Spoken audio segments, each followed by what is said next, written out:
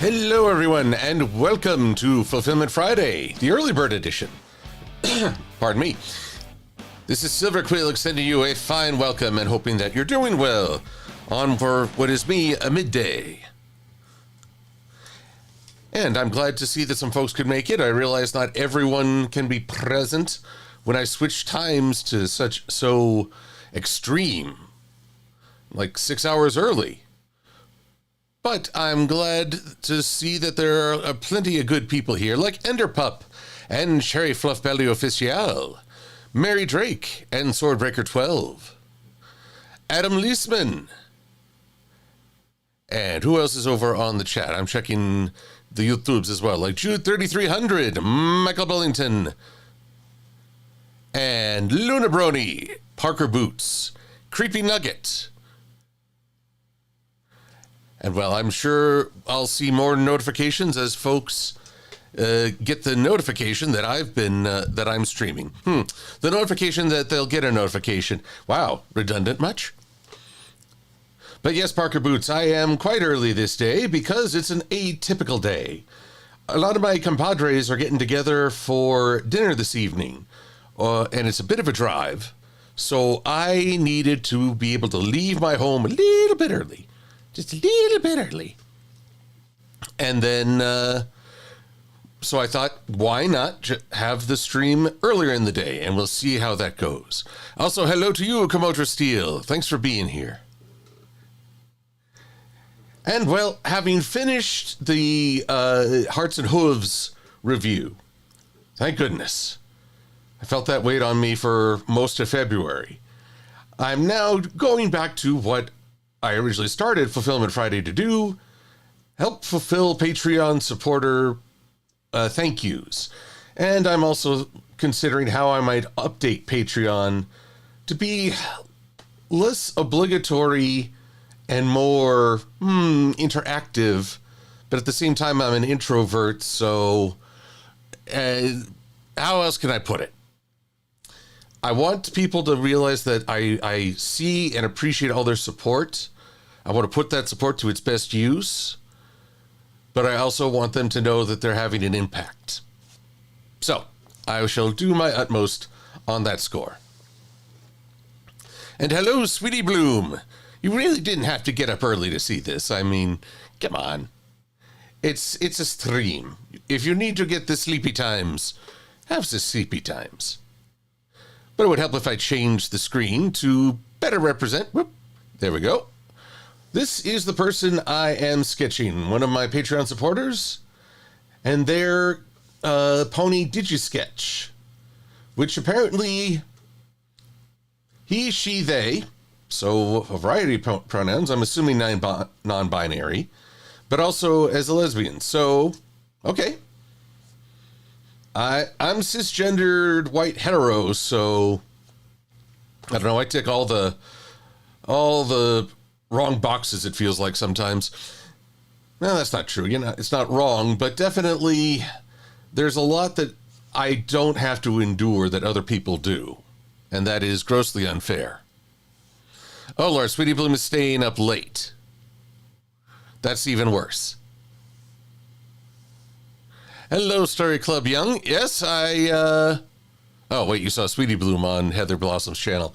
I debated Heather Blossom last night, although I don't know if I'd strictly call it a debate. It was more exchanging genuine ideas. If you were looking for a winner, I don't know, I think Cadence won. Because we talked about the Princess Cadence. Someone on the internet pointed out that Cadence has never been referred to as the Princess of Love. And yet everything about her everything they talk about with her is involving love. So take from that what you shall. Here we go. And I'm just getting a pony body frame ready. Bonbon / Sweetie Drops shall be our start model, but shall quickly transform.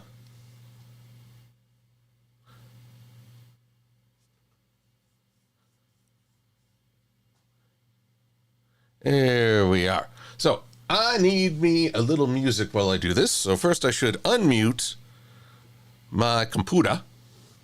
And now is time to play the music. We'll just go with the good old YouTube shuffle. Let me know if it's too loud. Also, hello, Twilight Sparkle. Ooh, such a revered guest. I don't know, are you the Twilight Sparkle? If so, meta humor just got really weird. Interpop wants to know my thoughts on model trains. Not my cup of tea, but as someone who made Gundam and Zoid models, I understand the pleasure of just sitting down and getting to lose your thoughts, as it were. So, not for me. I like something with a bit more posability, but I can totally see why people would be into it. My friend Sky of Sky Railroads, whom I hope you will all see and buy stuff from at BabsCon, he very much loves trains. He once described it that at the height of their importance, a train coming around the corner symbolized hope and resupplies people who would enter the community. It was essentially a vessel for life. And that's nothing to sneeze at. I'm very much appreciate the thought. But like I say, I'm more caught up in the science fiction line of things. Though strangely, I've never seen Galaxy Express 99. Should I not see that as well? Being as trains are so, well, represent just that? I'll have to work on that.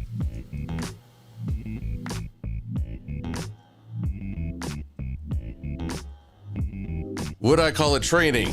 Says Swordbreaker 12. Well, like any practice, you have to build up for it.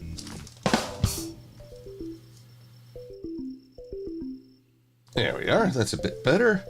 Now, starting off with Digi Sketch, I notice pretty standard pony frame, but very thick eyelashes. Like, we're gonna take these.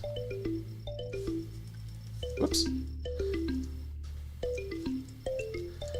I don't think there's a select same stroke style.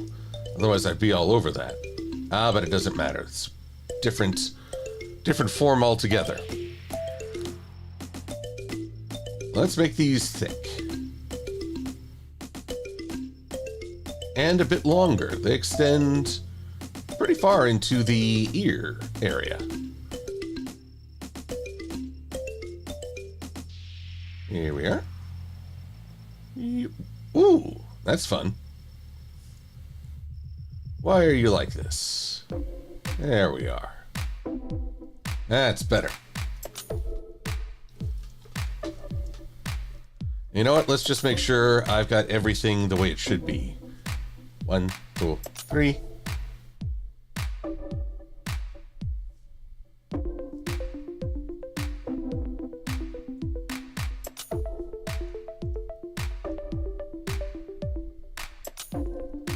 There we go. The eyes, in fact, look pretty dang similar. Except, well, they look kind of similar, but no. Yeah, they look similar, but no. I guess I'm not getting my mouth and brain to work together too well today.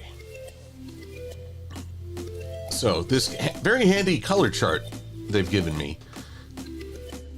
So that's the highlight. That's the lesser highlight. Let's see if I get this correct. Boop. And a boop.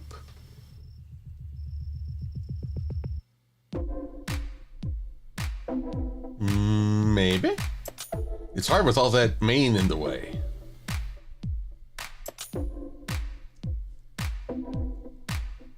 Select this color, same. Fill color. Should be the same on all three, yay. And we'll just make that That's the darker one, yes? A boop. Same fill color. And a boop. Still not sure about the eye color. It's funny, I mean, it's like right in front of me, but there are glasses and main strands, so I have to be careful of what I truly produce.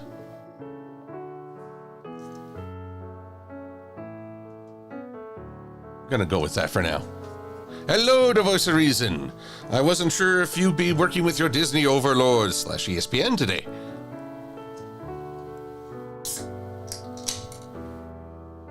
Ah, Sweetie Bloom is correct. Different strokes for different folks. Hey. Hello, magical dude. Welcome to you.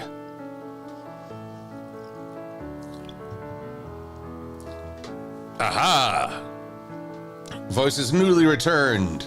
So I hope it was a good day, productive, filled with all the sports things. Yes, Lee Sharon, you did hear drums.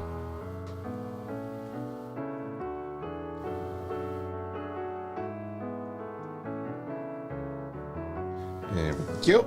And like so. Now we gotta thicken up these eyelashes and maybe make them a bit more gentle.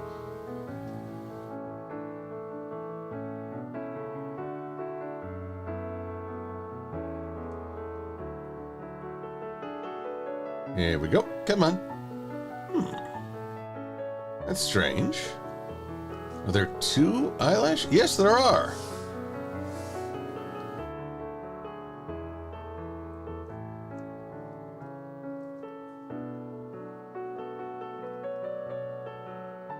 There we go. Yes.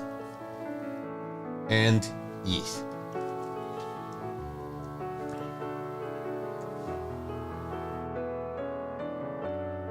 Whoa, a little too thick there.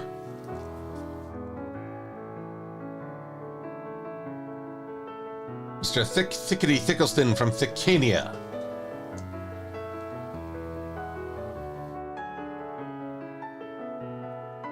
Or even more disturbingly, you'd be from that Mech Break game that I see being talked about on YouTube.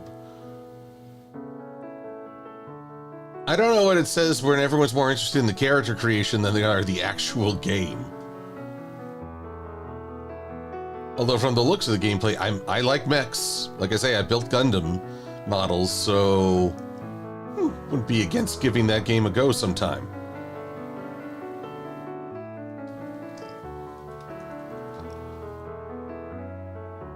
There we are.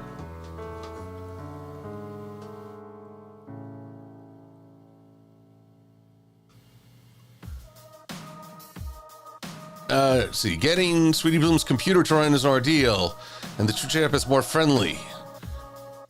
Makes sense.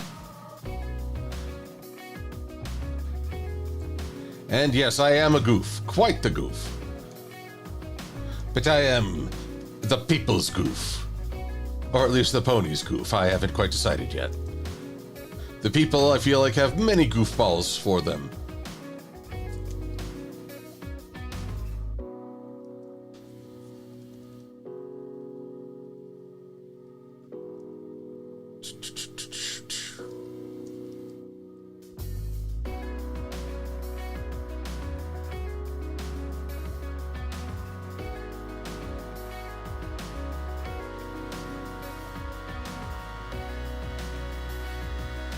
There we go.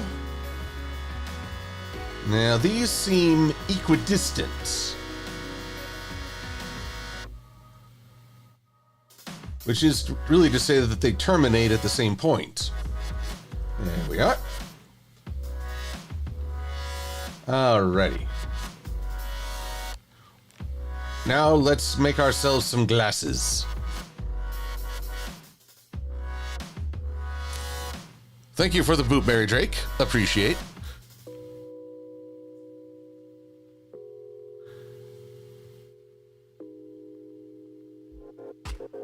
Moonrose, you miss my commentating on episodes.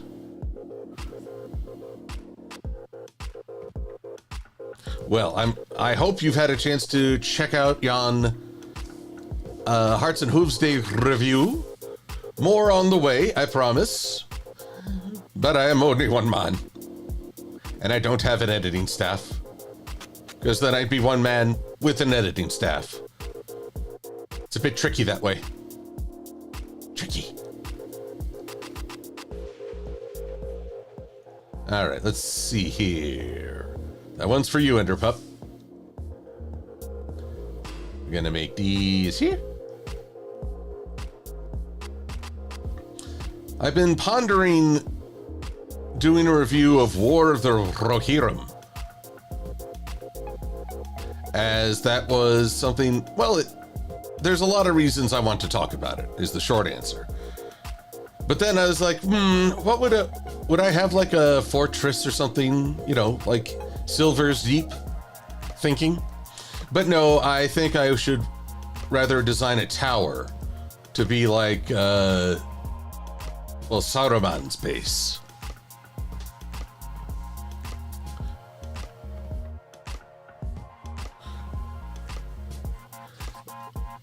All right, Sorbica 12. What do I think of the recent trend of Transformers Megatron not being a monster / reformed?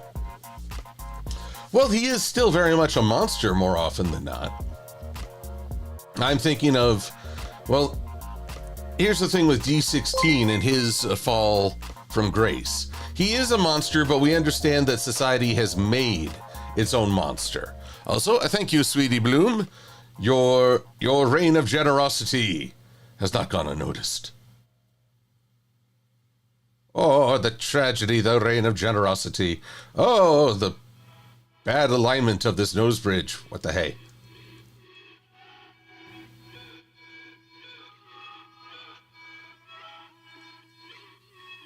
There we are. Much better. What fascinating glasses. The thickness is different. But these eye streaks, they seem too, these streaks upon the pane, they're too uniform. I believe a little bit variety is needed to give them the proper, how shall I put it? The proper style. So let's go 50%. And 1 and 2.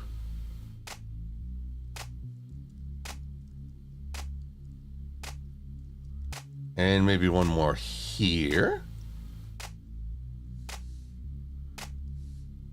And one over here.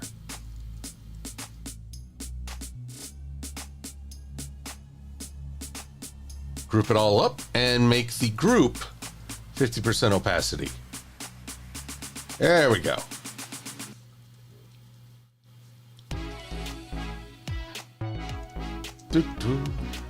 Here we go.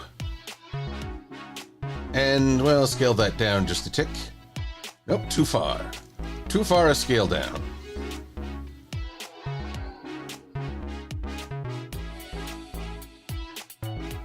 Yep. Right about there. Yeah, maybe just a little higher on the schnoz. On this schnoz. Hello, Jasper Flare. Welcome. So, yes, back to Megatron. Megatron has evolved a lot. Back in the good old days in 1980, we lived by a very binary view of morality. The characters were either good or evil. If they were evil, they didn't have a point. They were evil. They needed to be beaten. So they just said, look at me, I'm so evil. Nowadays, you actually have nuance to characters and character dynamics. And heaven forbid the villain may have a point. And I want people to understand this. I always see these videos of so-and-so did nothing wrong. Just because they have a point doesn't mean their alternative is better. It might be that their conducting an entirely different mistake, or they're just repeating the same mistake and swapping targets. But of course, in a certain arrogance, they can't see that.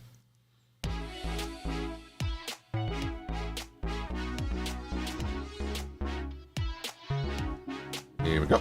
Boop, boop.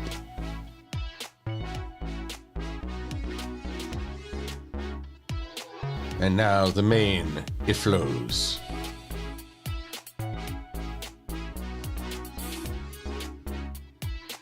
And you. So, D16, what was his flaw? I think he actually, as a fallen character, I think he doubled down on the lie that structure in Iacon is fixed. And he figures the only way it can ever get unstuck is if he tears it all down. So instead of, as Orion puts it, you could have built the future together. Instead, he tried to tear it all down.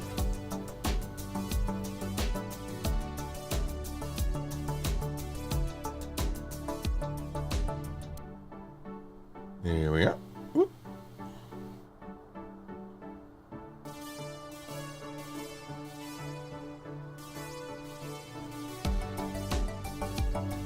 And one.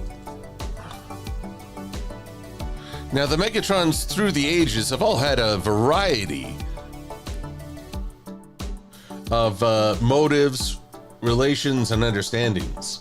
Sometimes he's so fond of Optimus as a rival, he's actually depressed if he thinks Optimus is somehow dead.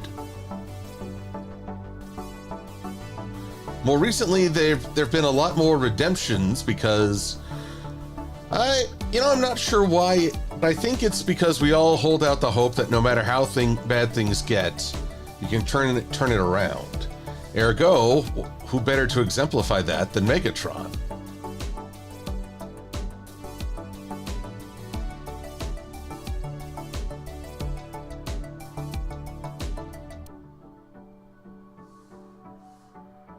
And 1, 2, 1, 2. Boop-a-da-boop. Now, the showrunner wonders, why did Megatron turn into a gun in the first place? Well, that's because Japan has a very different set of laws on censorship, maturity, and gun ownership. Originally, Japan created not Transformers, but let's see here. I believe they were Microman and Diaclone. And what became the Transformers were part of those lines. Some of them were non-sentient robots that were piloted by the members of Diaclone, which had a great closing, Diaclone. And others were sentient robots, but they were small, tiny, like they were actually the size of a regular cassette player and the like. So Megatron's predecessor, which I'm trying to remember what he was called in Japan at the time. Let me just double check that. Megatron Micro...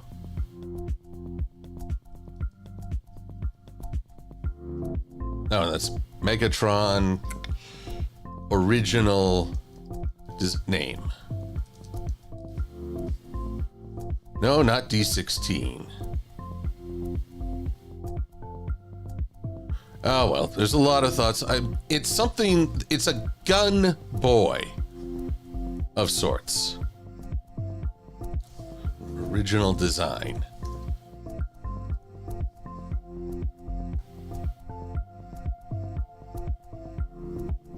Oh, well, I guess it's not worth pausing the whole blessed stream to find out. But anyway, he was a hero, but when they came over to America, he became the villain. But I swear that the gun mode in a country where guns are ineffectively regulated, in my opinion, I am not a fan of guns, and I am a full supporter of gun control. Actually, I guess I should check myself on that. There are cool gun designs, but it's like a sword. In some ways, the weapon is meant to symbolize a mindset more than it is any value of the weapon.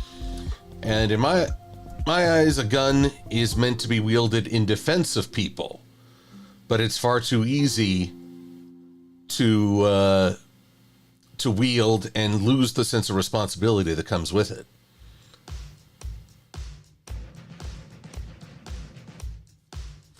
So I'm kind of figuring out myself and my own morality views as I'm working on this. It's a crazy time. Also, I'll say the big difference between a gun and a sword is that a sword links you physically to your actions. Bullet goes wide, it misfires, drifts due to wind. The same sense of responsibility doesn't transfer over.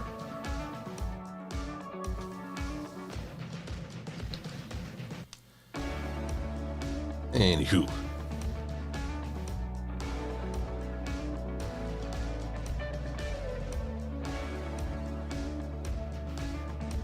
Now, let's see. Also, Midnight Sonata's birthday today. Oh, I must wish her a happy birthday. Michael Collins, I'm doing well. It's been a good week, a demanding one. There's been a lot I haven't gotten to tell you guys. For starters, I should be forthright about this. My dad has been diagnosed with prostate cancer. He is seeing a doctor today, talking about the treatment, the styles of it. He's optimistic because, well, this is the most common type of cancer in men. And as a result, it's also one of the most highly treated. The one we've studied pretty spectacularly. And they caught it early enough that he's not concerned about it being a huge threat. At the same time, I hear that word, cancer, and I freak out. I mean, it's a frightening concept, just that word.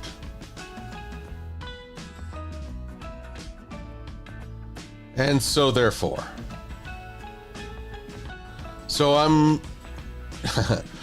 he said that part of his treatment will involve diminishing the amount of testosterone in his body. I'm not up on the medical science of how that works. But when I was a kid and playing with He-Man toys, my dad would say, "Hey, does that remind you of anyone?" And he would kind of flex. So I got a He-Man toy that I'm going to give to him to signify that no matter how much or how little testosterone, he's always a He-Man in my eyes.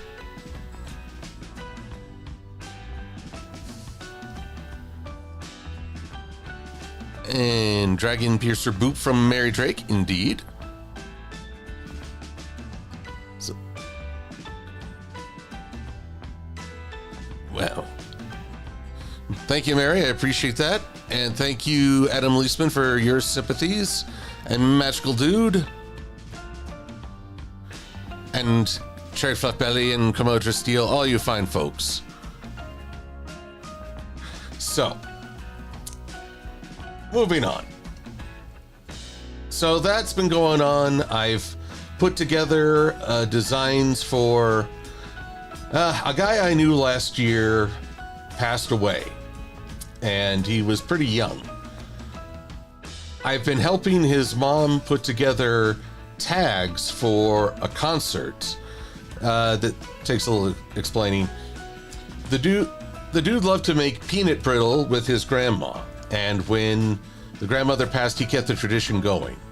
So at a concert where they'll be playing his music in memoriam, they're going to hand out all this peanut brittle. So I made a little tag that can go on, can be tied with a ribbon to the confection. So a lot of work, good work, but a lot of work with a lot of high emotions in it.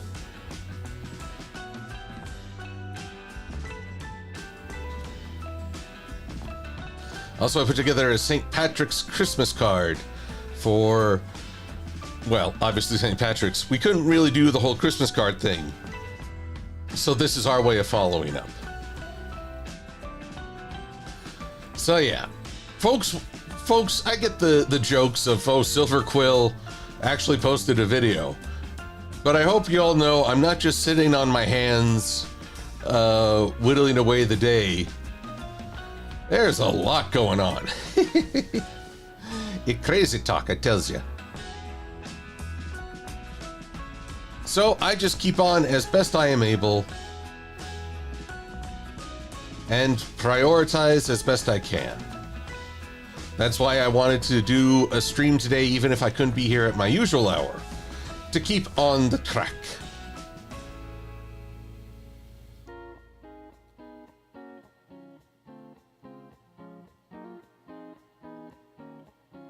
There we go.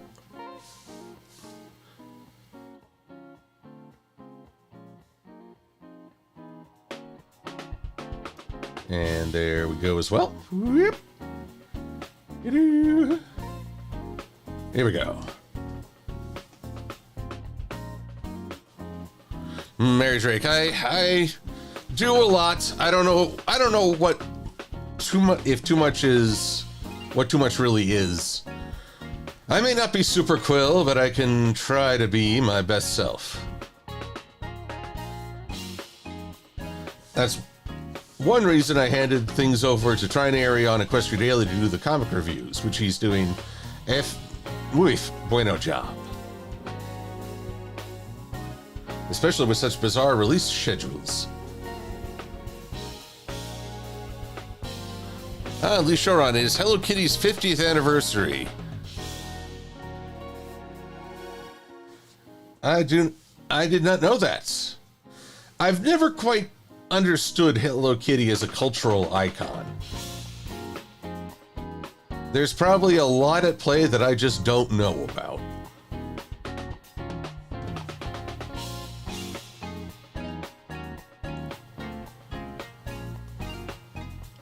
But either way, well, happy anniversary to Hello Kitty. It's kind of funny how many anniversaries are taking place. It's the 50th Super Sentai, what became Power Rangers here in America. Oh. And Kamen Rider recently celebrated its 50th. I mean, like just 1 or 2 years ago, with one of their best series, I would argue.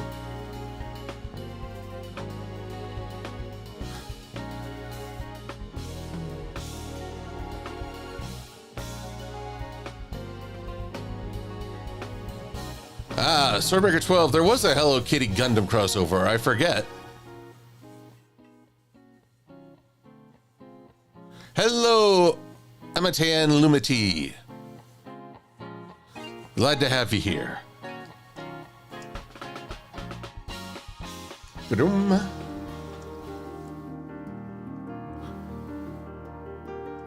The 40th for the first MLP series and the movie, egads. Well, I did promise my patrons I'd take a look at that. Better late than never.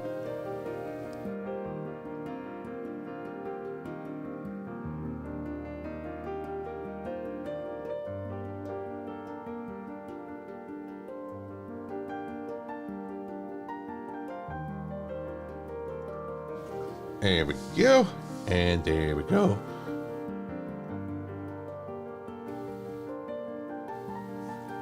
And now I am going to save because I do not like how far I've gone without saving. And I've been at this for half an hour. Community OCs, there you are.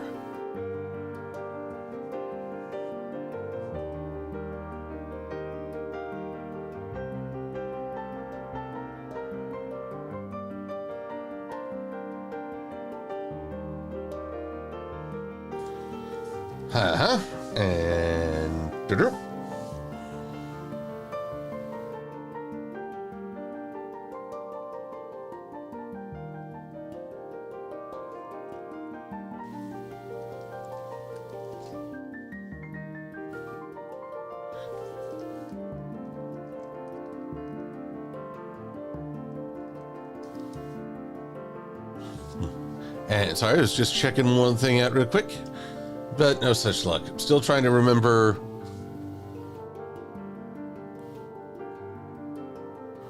Well, yes, I do have a twitchy twitch.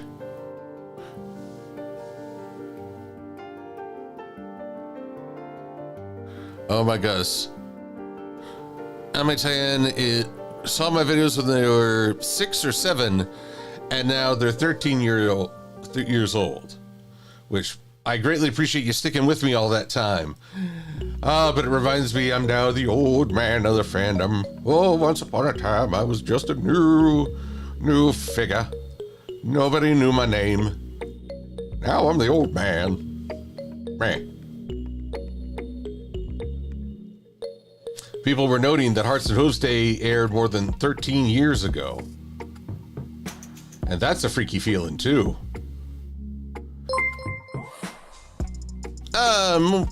Muchas gracias, Lumity. I appreciate the follow.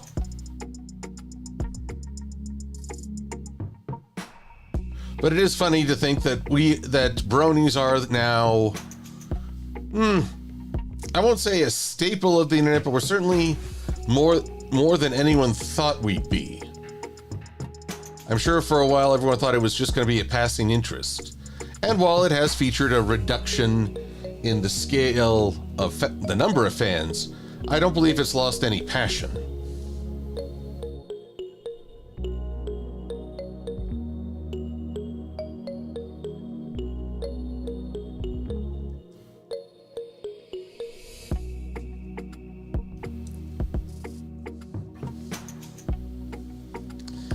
Three, four, five. Here we go. Let's bring all that down and group.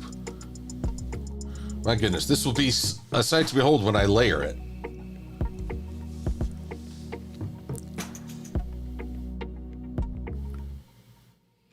Yes, Noah, I saw your Pinky Promise comment, but I can't remember the lie she spoke. Undertale turns 10 this year. Oh no, Undertale. I forget where I first learned about Undertale. I think I was just seeing... I think I saw, like, artwork of Sans and Papyrus. And of course, as a punster, Sans is my spirit animal.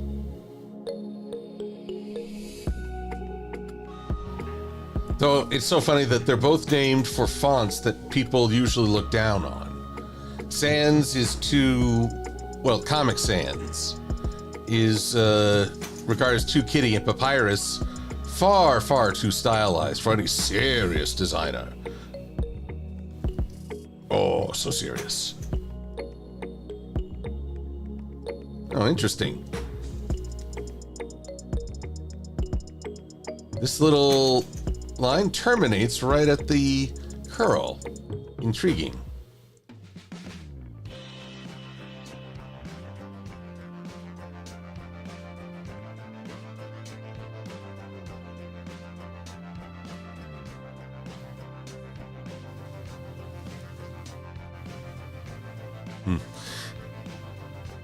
Elon Musk trying to buy Hasbro, Lee Sharon says. Well, Hasbro's already said they're moving away from toys. Musk is interested in, I believe, Magic the Gathering. Honestly, if he's going to take a part in the government, even though no one elected, nominated, or confirmed him, I'm going to say he should focus on that and actually try to do a good job, then worry about a toy company or card game. Even if he oh God, what if we have a series that's card games on Cybertrucks? That would be horrifying, and yet strangely hilarious.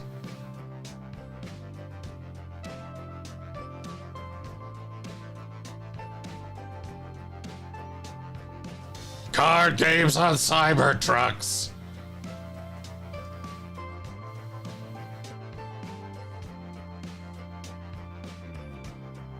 Here we are.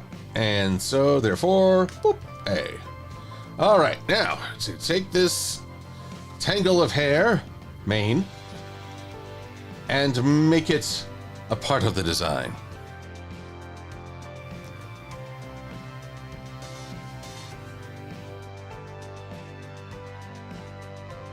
Oh dear.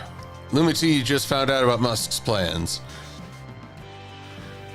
What do I think G6 will be about? I don't know.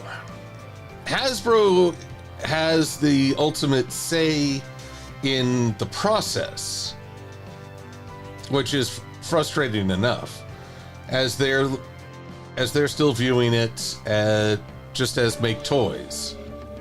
And if they're not going to make toys, what are they going to try and reinvent a My Little Pony game? I don't know. Either way, I'm just going to leave it open. I have G4 to always enjoy. And yes, also as things in G5 I enjoy. I am baffled by people actually trying to get G4 rebooted. It's like, life is about moving forward, not backwards. You hold on to a wonderful memory, but you also have to let go lest you become trapped in nostalgia. So yes, it's quite baffling, quite.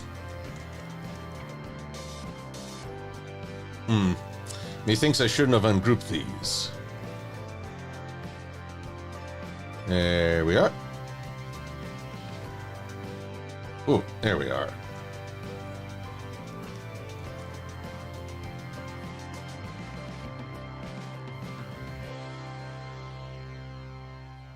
One, two, three.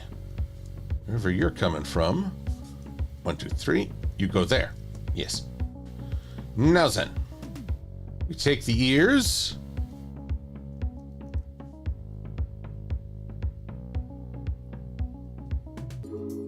And back on. There we are.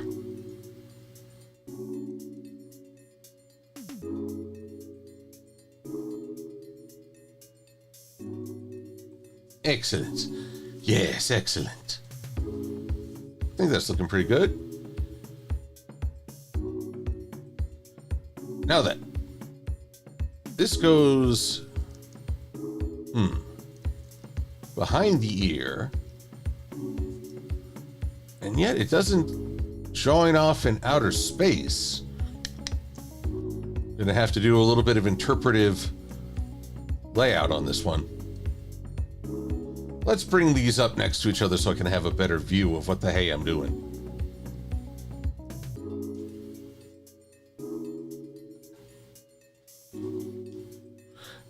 As trusting Hasbro is like hearing me say I trust Disney, which I won't trust that pesky mouse till the day I hit the grave.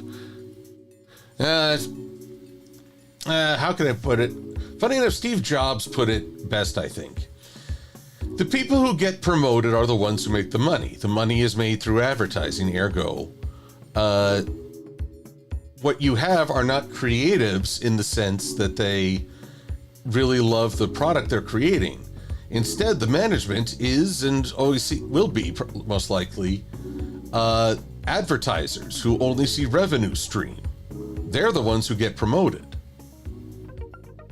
which becomes a self-defeating philosophy.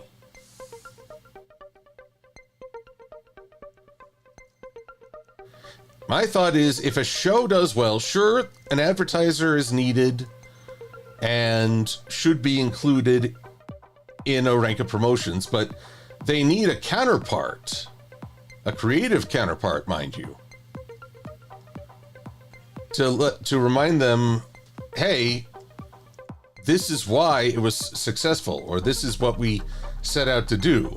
If you're acting in defiance or to undermine that, someone needs to put them in check.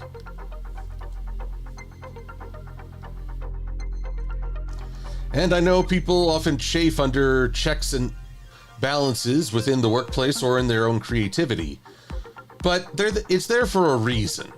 In fact, very often great creativity comes from trying to work with a check on your abilities.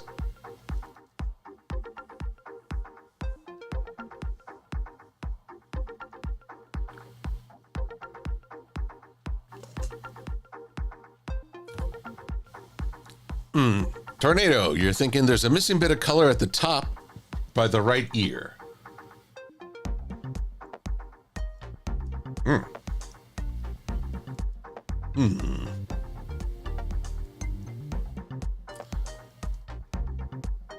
Ah, yes, there is. I see what you mean. But un momentito, por favor. Let me just extend this. Whoop. My gosh, there's so many locks flowing. A flowing and a rolling. Here we go. Yep. And we'll just fill in this little empty spot. Mr. Purple, thank you for the heads up.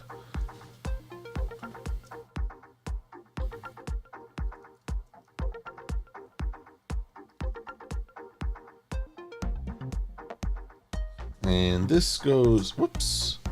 Oh, we're going to need to ungroup you, aren't we? There we are. Extend this outward.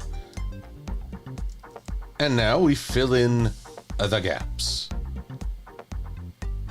Don't fall into the gap.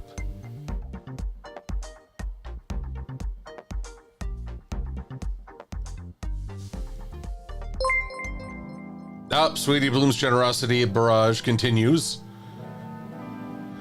This is, I believe this all stems from when I talked about having the option to pay for rubber ducky toys in installments. 4 installments of $4. Plus tax, I believe.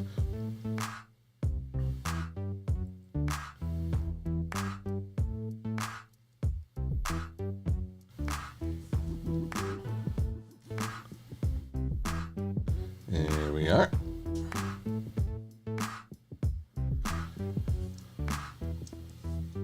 There we go. A little shorter.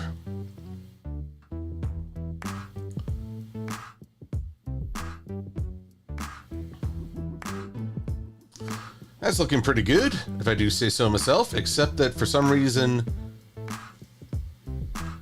did I miss? Guess I did. Well, let's fix that, shall we?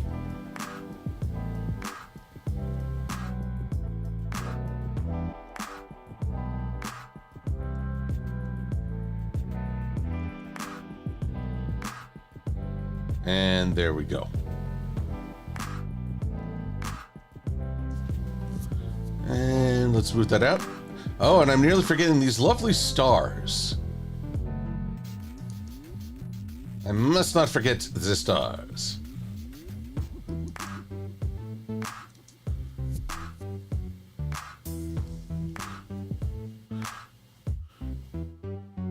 Lee Sharon, you're looking forward to the Mario movie next year. Well, I think, given how well they did on the first go-around, I'm confident that they will create something fun. I don't know what that will be. Oddly enough, I just this morning watched Dorkly's cartoon about Mario and Sonic arguing their respective franchises. And, well, Sonic being a little too full of himself, Mario seeming to be the golden boy, but has only got one movie to his name. We don't talk about the 90s Mario movie.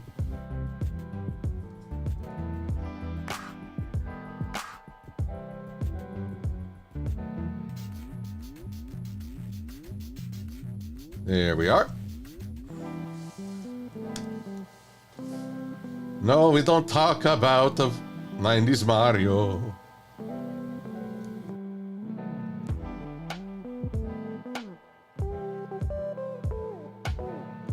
Here we go. Here we go.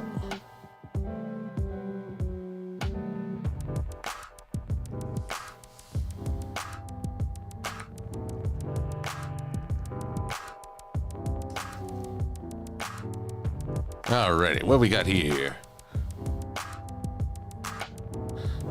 Oh, Mary Drake, I believe you should definitely enjoy Transformers 1. I have not yet seen Sonic 3 as of yet. I'm just a shadow of a fan.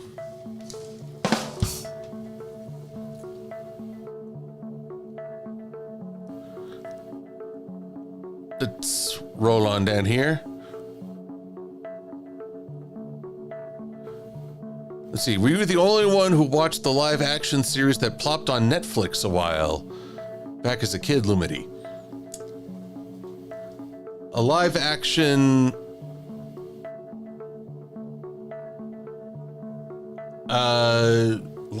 Mario on Netflix.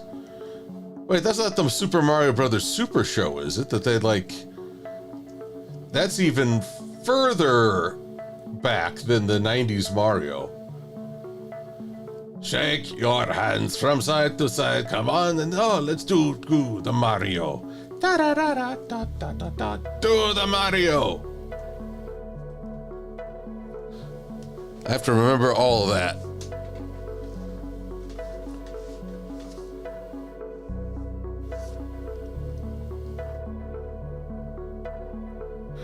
Yes, that was on, there was on this thing we called TV back in the day. Oh, sure, I know you have your streaming enabled monitors, but this was TV. A seeming magical ability to turn on and check out shows during the day and build a schedule around them. It's the Mario.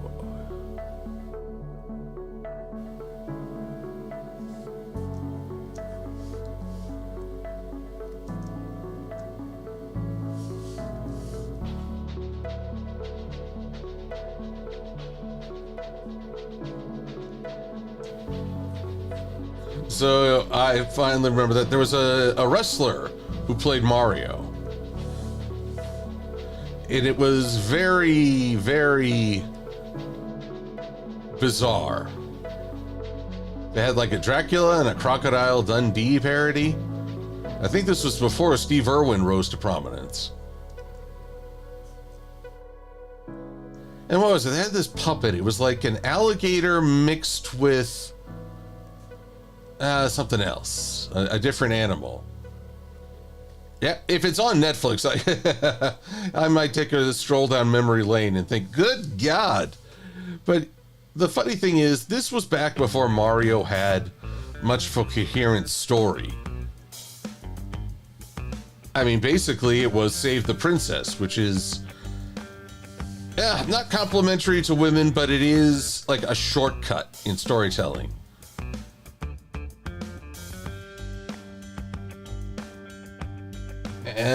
But for a time, that was all video games could do. We didn't have the capacity for huge, deep storytelling. I believe Ninja Gaiden was one of the first games to ever use cutscenes.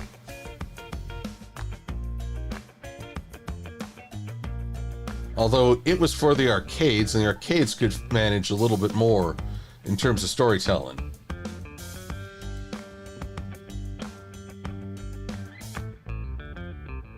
Though home gaming really took the wind out of that sail. Boy, I tell you what.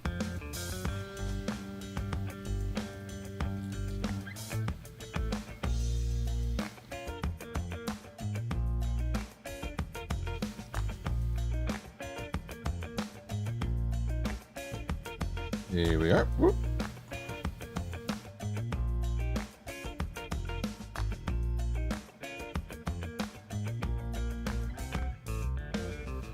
And so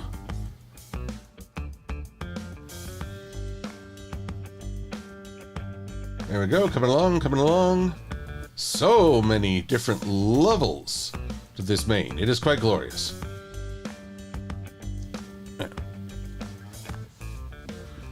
Almost 3 o'clock by Komodo Steel, your time. For me, it's almost 1 o'clock, so I'm guessing you're Eastern time zone.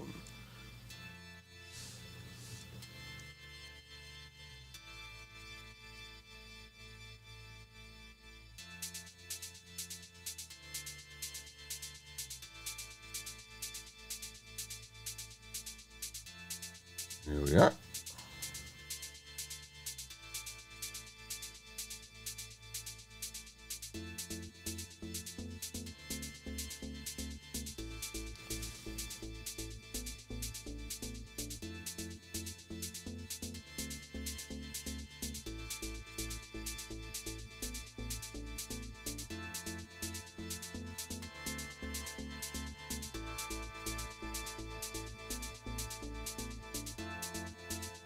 And then, there we go.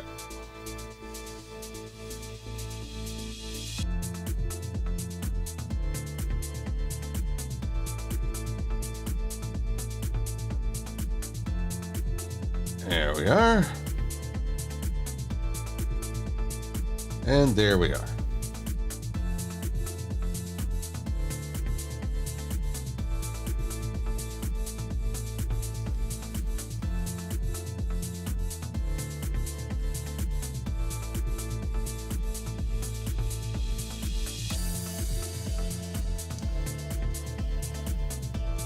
And I guess I'm... Oh, did I not put in a fourth leg? Jeez. Been hobbling the poor pony.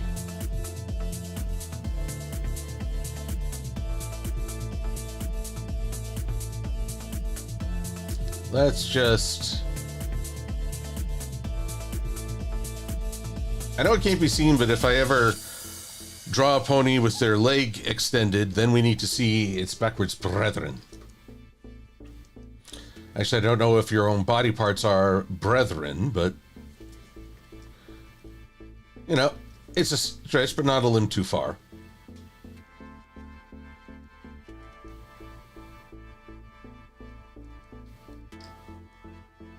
Oh, Lordy, I was doing training yesterday, and my left arm, for reasons I don't know, just totally gave out. It was, well, no, not totally.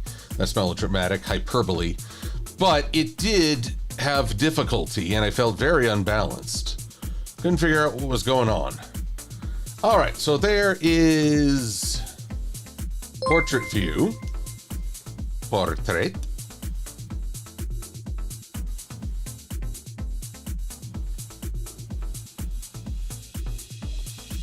Hello, Concert Cruiser. Hopefully you're at the hospital, but doing your job. But hopefully I'm catching you at a good break time. And hello, Jakob von Torkar and Trinary. Oh, you guys didn't have to make this. I hope it wasn't an inconvenience.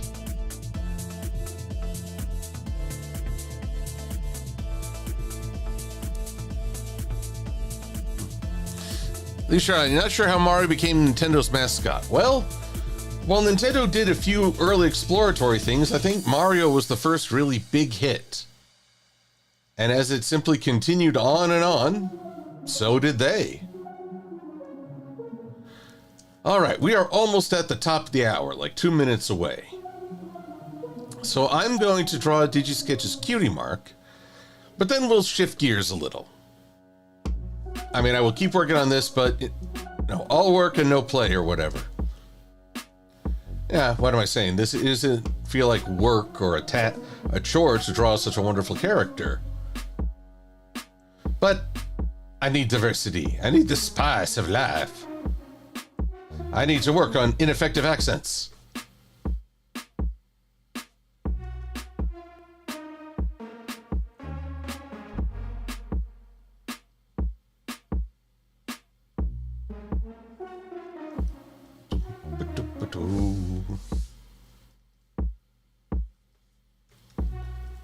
And this is an interesting mark.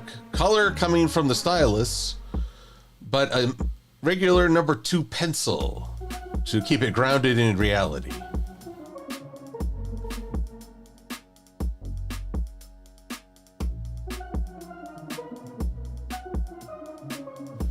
There we go.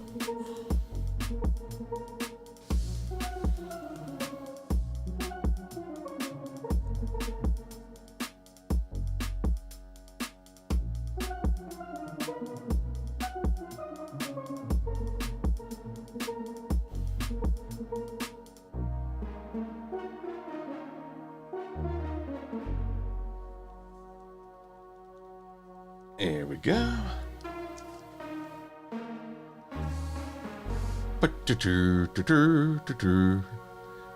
Like so.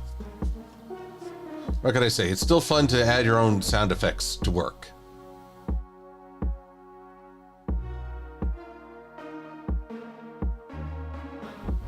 Makes me wonder what sound effects I'll make if next time I crop an image or a video. This calls for a widescreen. Wah! And left screen. Whoa.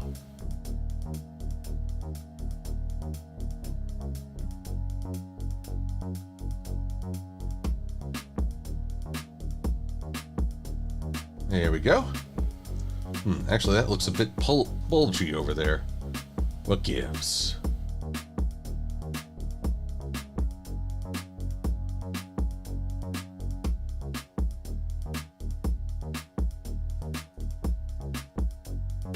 There we are.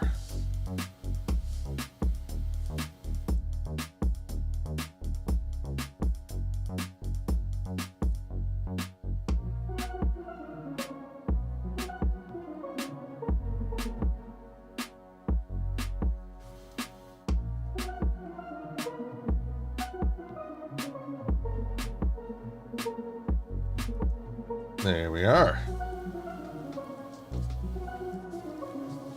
Now, check the chat real quick.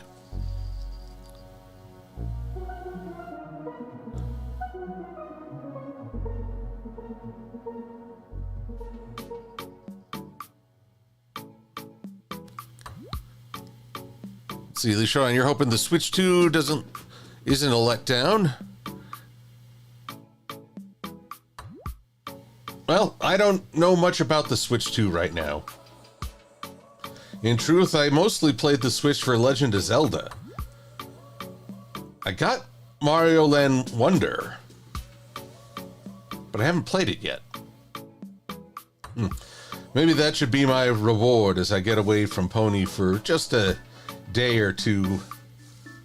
Recharge the engines before I tackle another video.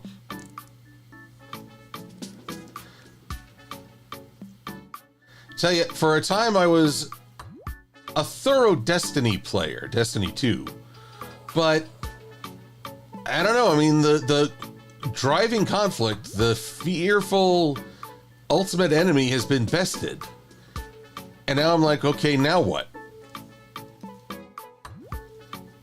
And I'm not sure even Bungie knows now what, which makes me a little sad.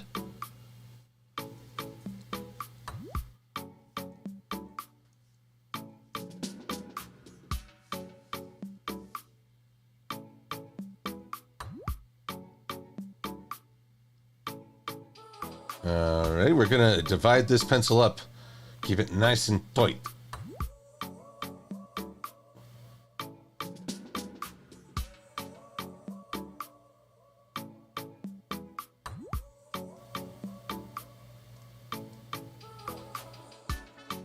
There we are.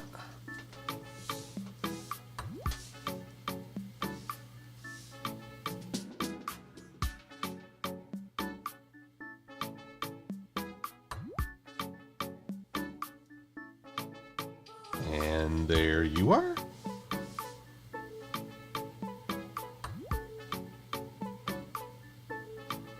All right, let's tackle this piecemeal because I don't want to get overwhelmed. Be like, there's a pencil in there somewhere, I swear it.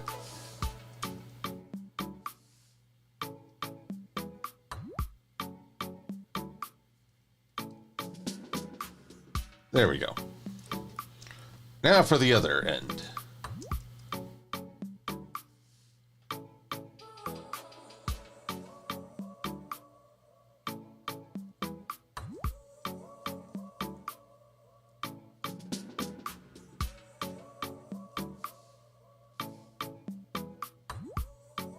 And then down here.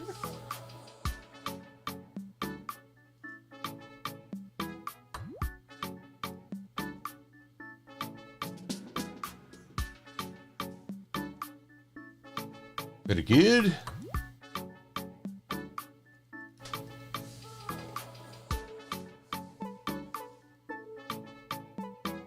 And like so.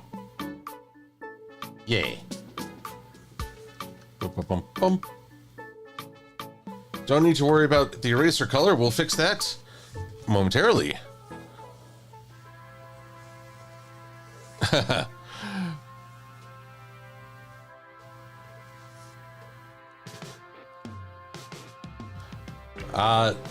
You're wondering what Skeletor rant are we talking about, Grimwolf? Well, one sec.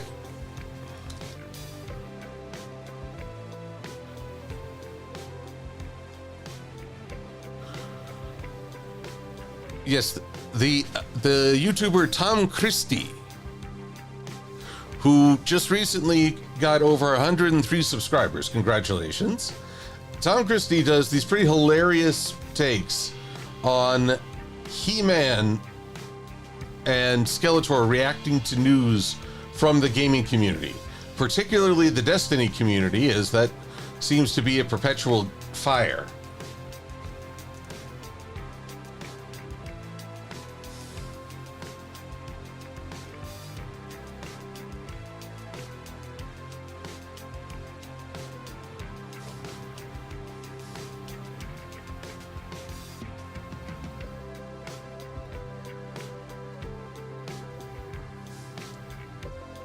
There we are.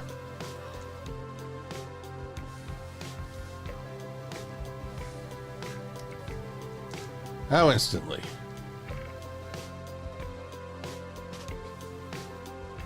All that remains.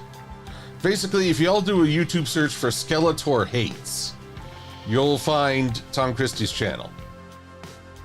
And I think even if you're not a Destiny fan, it's pretty hilarious, both what he can do with it and what they have to say about the Destiny franchise.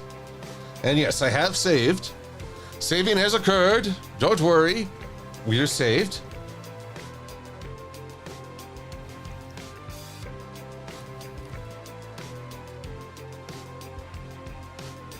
Limity, you're annoyed that spring is coming soon.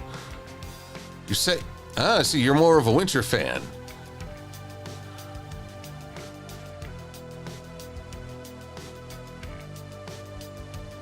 Yes, Elizabeth Snowbell, I'm so early because today I meet with me compadres, but they are far across the way on the other side of Denver. And I don't feel like fighting rush hour to go see them. So I will have to go early, but I didn't want to miss out on the chance to stream. All the streamables.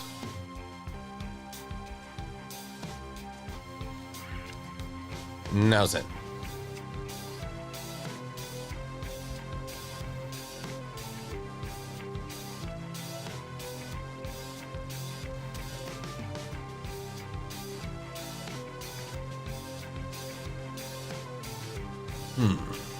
This one's a bit more challenging.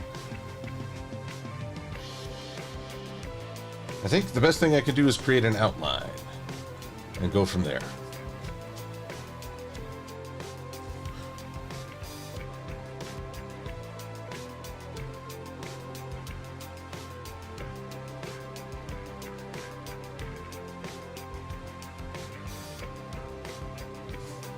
Here we go.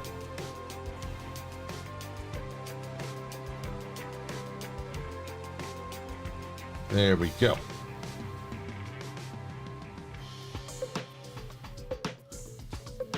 Fall and winter are your favorite seasons, Limity. No bees. It's cozy for hot cocoa and brownies. You're born near Thanksgiving. I was born at the start of December, so well, we've got that in common. Also, a rare chance of it snowing in your area. I'm in Denver right now, and everything is warm. It's like 60, 65 outside, meaning that a lot of people are just walking around in with t-shirts and long pants, some even in shorts. And I this doesn't feel right. This is winter. We're supposed to be cold. We're supposed to be bundling up. I'm not saying I dislike the warmth. I'm just saying climate change is a real thing. Don't care what South Park said.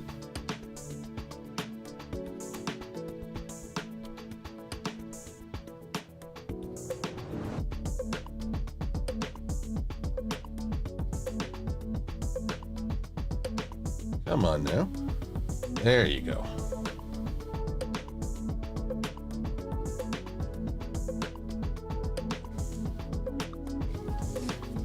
Excellent. Hello, JT Whiskey Cat. And hello, Illustrious Q. Yes, this is a very early stream.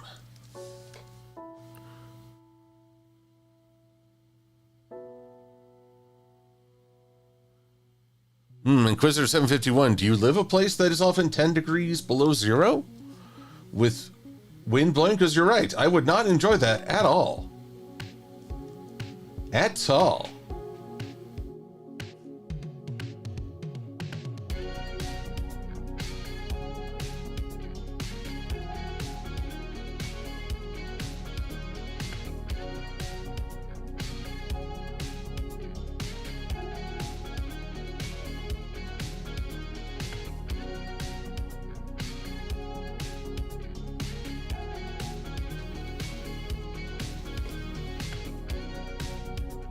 Alrighty, almost there.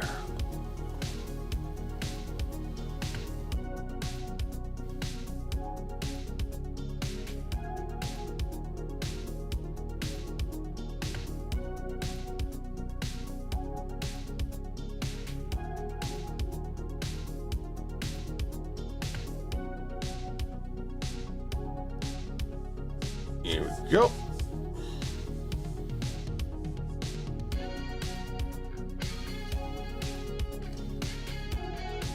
I guess I should put all this behind. Yep. Coming along, coming along. Here we go.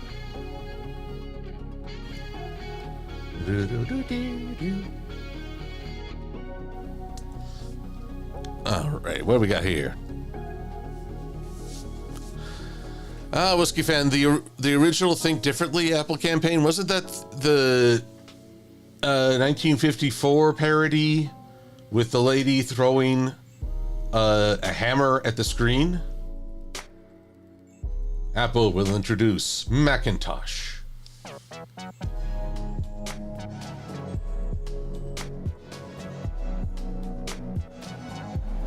Well, no. Now that I think about it, that was far earlier. Oh, is that where they started that I'm a Mac, I'm a PC stuff? My awareness of cultural time has shifted as I've gotten older. Plus, COVID didn't help. Can't remember one really creative thing during that awful period of stagnation.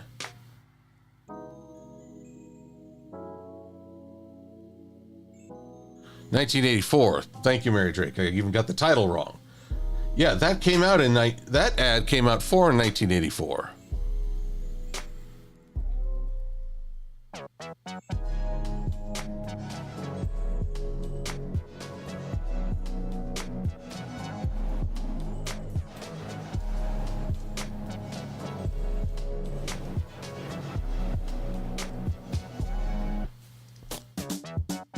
There we go. Now, let's see. Here. Gotta keep the count going. I gotta see if I can't loosen up this arc a little. I'm sure Noah said the same thing. Noah, we're stuck on a rock. It's Kilimanjaro, hun.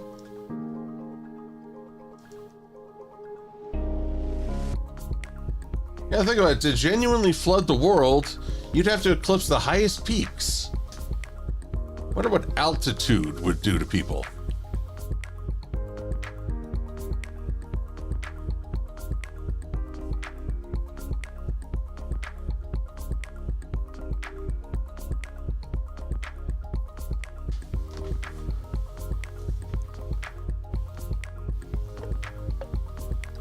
Alrighty. So for now, I'll continue this work, but I have the cutie mark and the bases for Digi Sketch.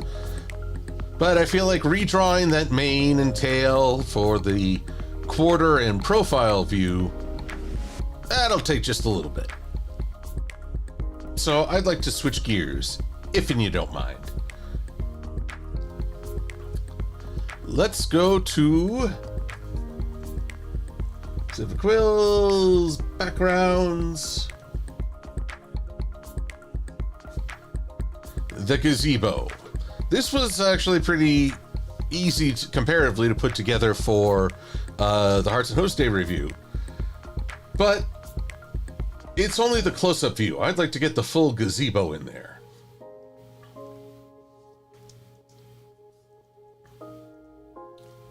Let's see, here we are. So there's the gazebo. I don't know why. Must have put it on a locked layer or some such.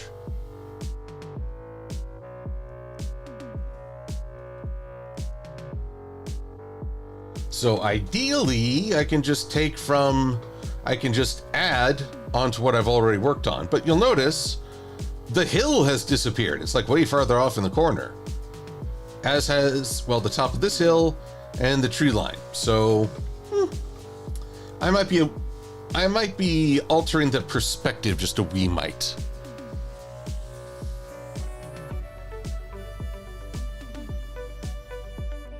How many outfits does Silver-Quill have, Enderpup? As many as are needed.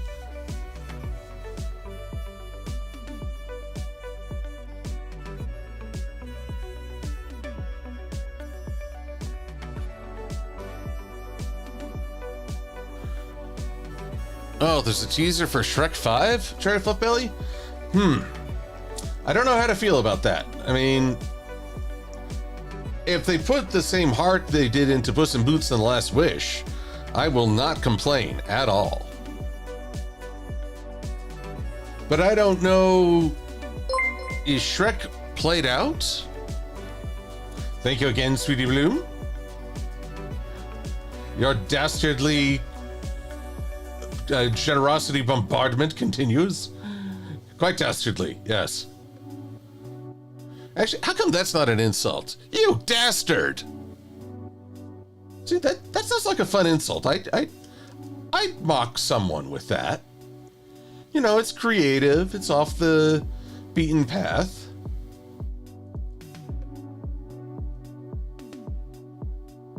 Of course, with me, you'd also get, oh, you son of a mantine.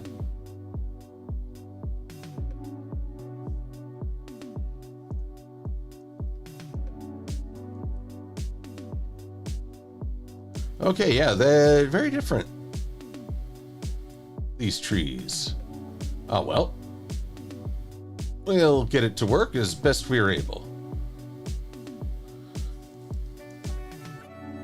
Yeah, it's funny, it's little changes, you see.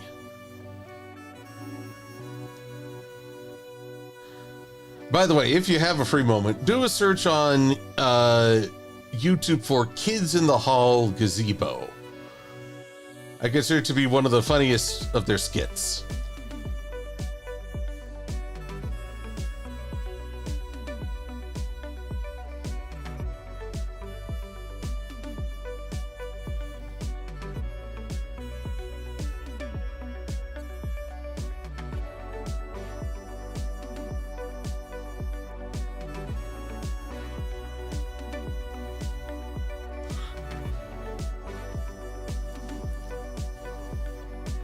Oh, Black Griffin, you know what I'm talking about. And hello, Timmy the Lion. And thank you, Sea Salt. I will do my best to keep working.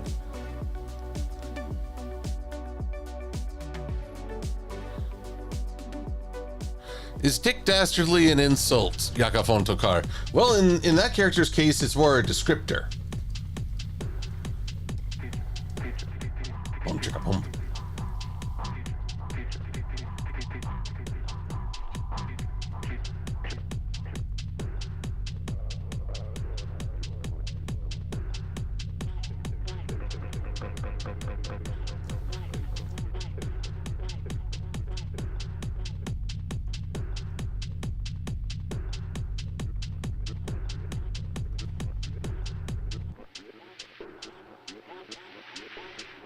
Here we go.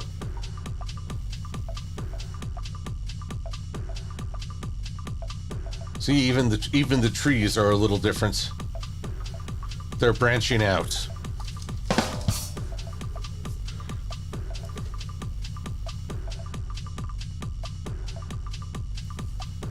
Did I not say Blue Griffin, Azora? Well, my apologies, but it's good to have you here. Mary Drake, you're seeking my beef with mantines. Alrighty. Gather around the fire, children, and then get the extinguisher, because there shouldn't be a fire at this time of day. Way back in my middle school days, we had to do some reading during the summer, and I was assigned the Black Pearl. It is well, how to best describe? A young Hispanic boy in a community overlooking a great lagoon. It's a coming-of-age story as he discovers a giant pearl, black, in an area inhabited by a giant stingray called the Manta Diablo. And it's a pretty good story. I mean, you know, I'm more sci-fi, but giant stingray is a certain charm to it. Anywho, fast forward to the MBS show many years later. Yes, feeling old again. And we're reviewing one of the Pokemon movies, like the Mystery of the Unknown with Entei. And watching a mantine that this little girl has summoned, those horrible, unblinking eyes that just stare into your soul. I don't know, they're too big and too round and not used to seeing them on a manta ray, so I made a big to-do over the fact that that mantine scared the ever-loving bejesus out of me. And ever since then, it's been my running gag.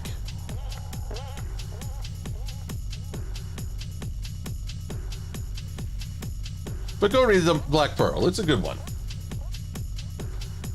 It's a good one.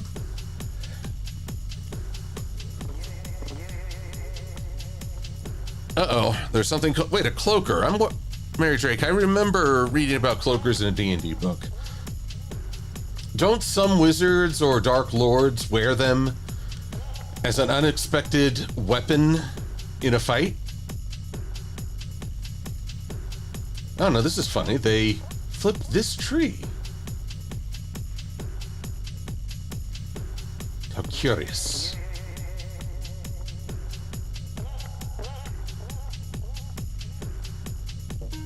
Boom, boom, boom, boom, boom. All right, and apparently they've gone to tapering their points, which I approve.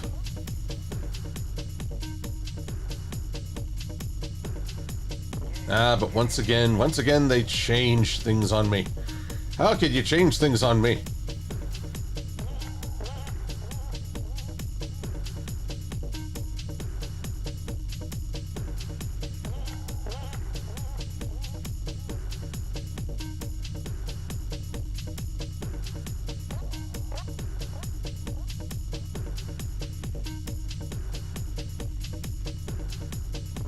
There we are.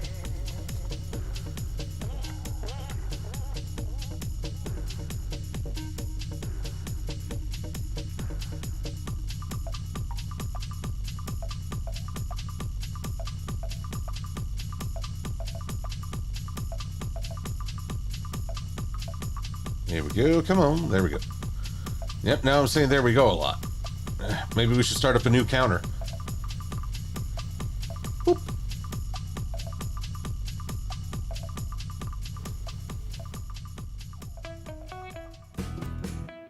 Actually, we'll just do this. There we are. Now, the tippity top.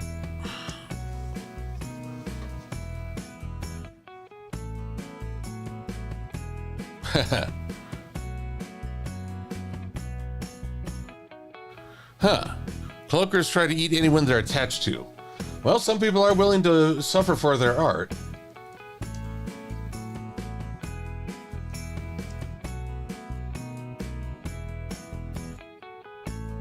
Woo! That was unexpected.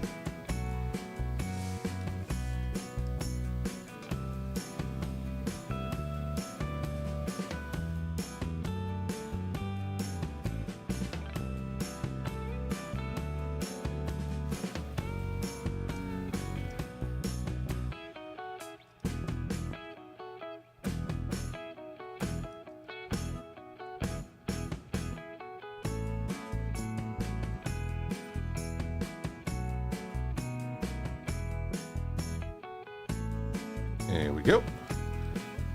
And there we go.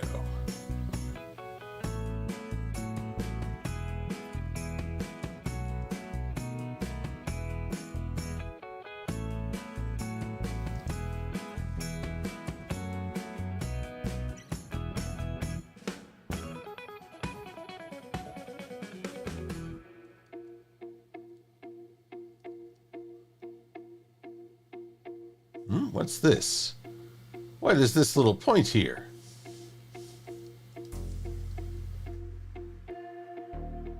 Here we are. That was strange. I don't remember that happening. Oh well.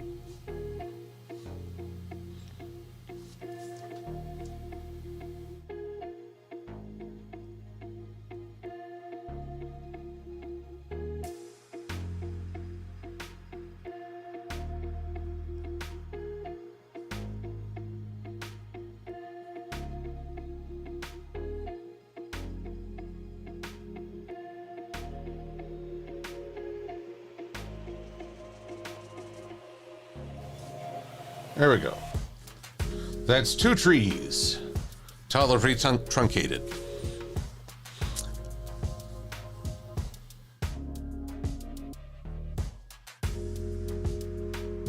All right, so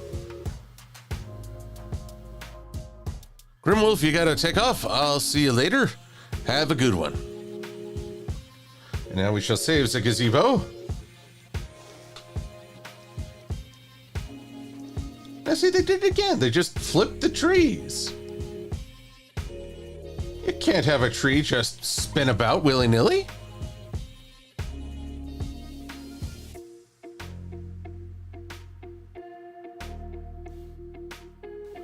Anywho, what kind of flora just spins itself throughout the day? Oh yeah, sunflowers.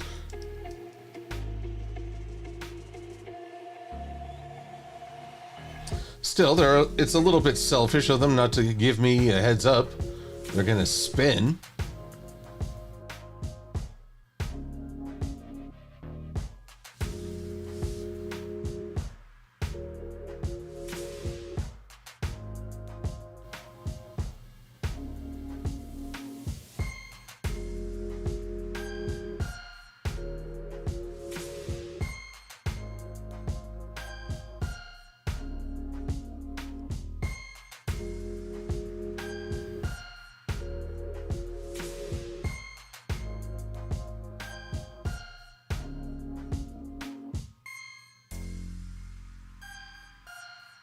Alrighty, lower this down a little. Whoops.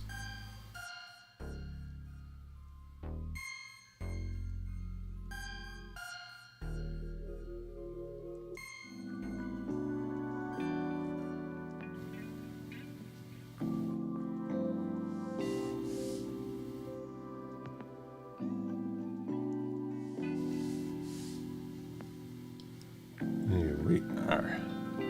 1 and 2. Hello, Mad Munchkin. Good to have you here. Hope you're doing well.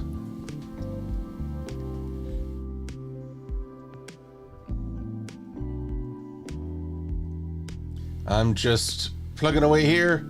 Worked on a fan's OC, and now I'm creating a wider view of the gazebo because really it's a nice gazebo. I wonder why it didn't feature in more episodes. I also wonder, this was clearly during the height of the Brony fandom.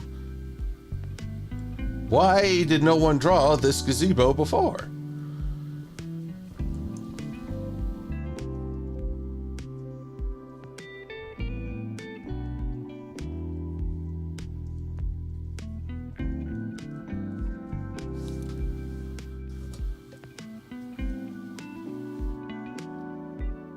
Oh, it's been a day. Well, if you want to share what kind of day it's been, we're all ears. If not, don't worry. But if it's been a wild day, I hope it can be a calmer evening. Now, for this last and... Did the darn thing actually stay the same for the most part? Egads, I'm not used to this.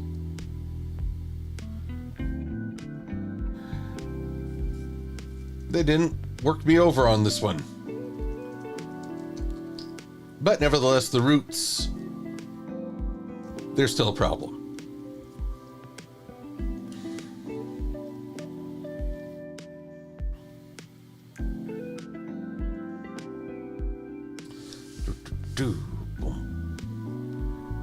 And there we go. Come on. There we are.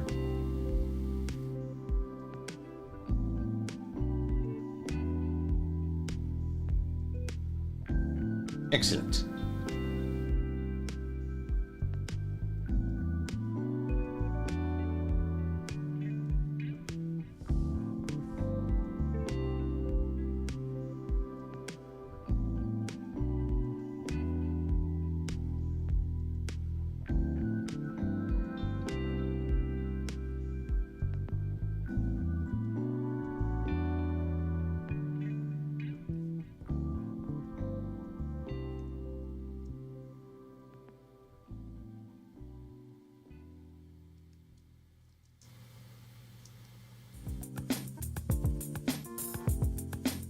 There we go.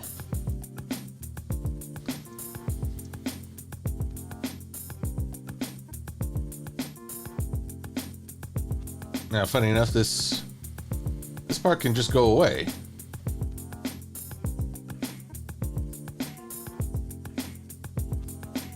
Beautiful. Beautiful.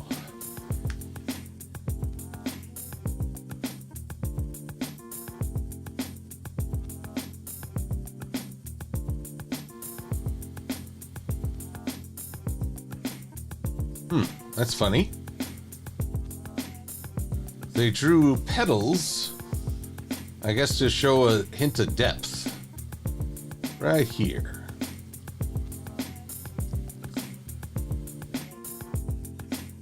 Or it might just be a weird layering mistake. You know what? I am going to chalk that up to weird layering and therefore make my own decision. Because...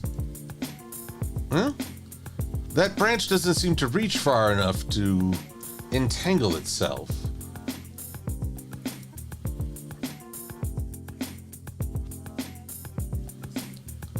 Especially since the focus should be on the gazebo.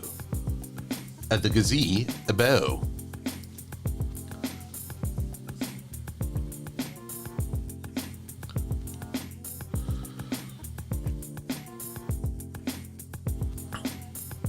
A pergola or a gazebo?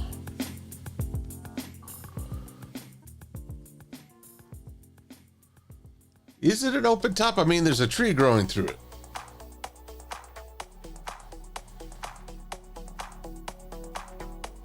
Pergola. Arbor to structurally used consisting of parallel colonnades supporting an open roof of girds and cross rafters.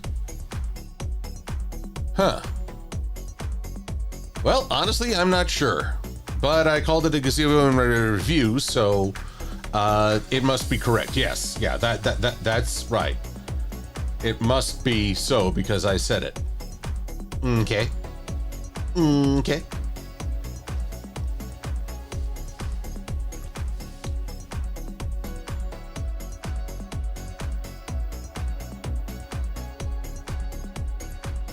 There we go. I need this, and I need that.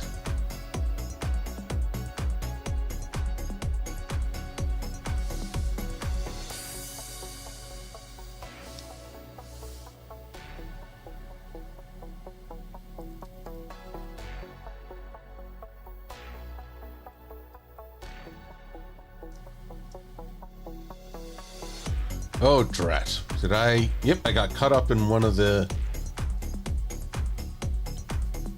tree limbs. How vexing.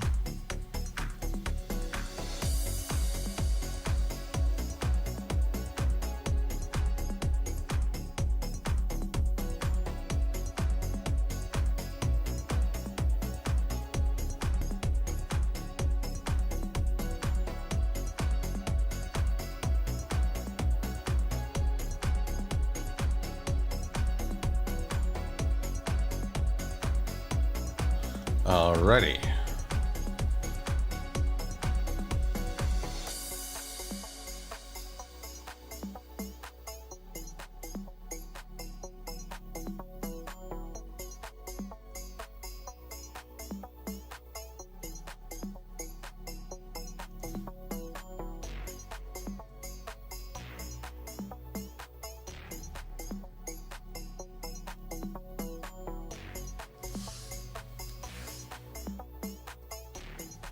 There we are. And now we just draw from here to here. And here to here. Doesn't matter the rest, we just take a complete shape and we divide it.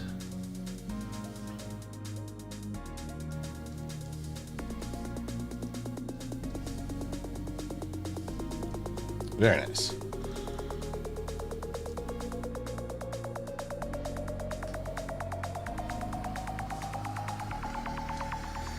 Thoughts on a life-size Gardevoir plush?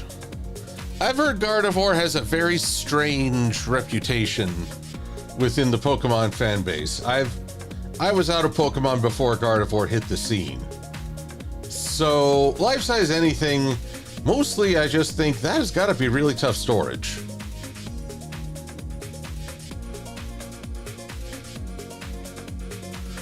Sweet Bloom, you make a good point. Categorizing architecture is not my forte.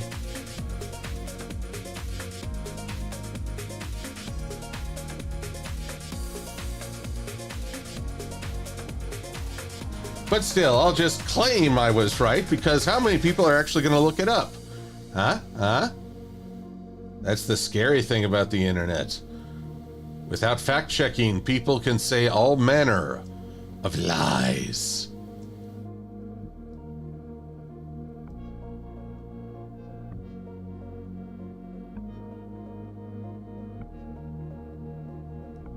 There we go.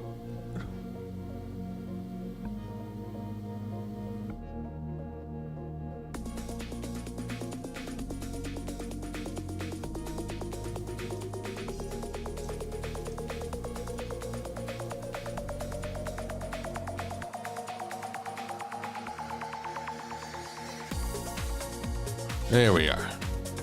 Oh, now Sweetie Bloom is looking it up just to spite me. Yes, spites. It's an excellent motivator.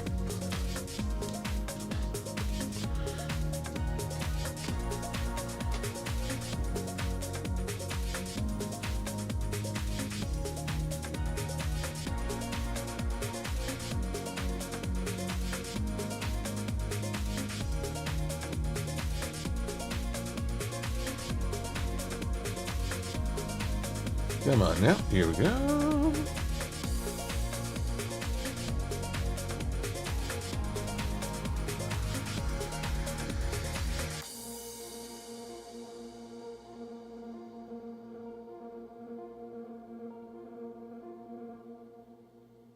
Now, once again, we rely on stroke profile, which is a different kind of profiling altogether. Just want to make that clear.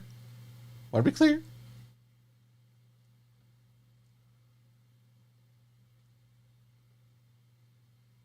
Oh, and it sounds like the music from YouTube ran out. It's kind of funny. Let's just have a moment's peace, shall we?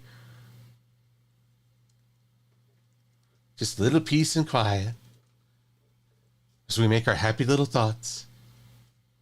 Draw our happy little trees that are somehow supporting this structurally impractical. Maybe it's a gazebo. Maybe it's that other thing. What was it called again? A perumba? Pergol. Pergol oblongata. I have never heard of such a thing. I've probably witnessed it many a time, but like so many things in life, you don't learn the proper label, so you just work with what you got. And it is quite vexing when you realize I've been using the wrong word this whole time.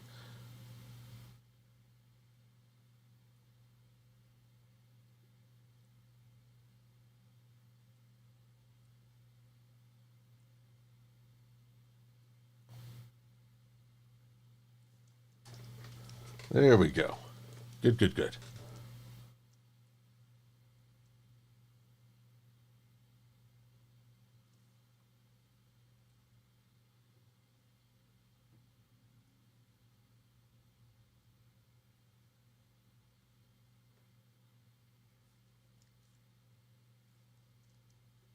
Actually, now the silence is a little too heavy. Let's just shuffle and see what happens. Isn't that what I just had?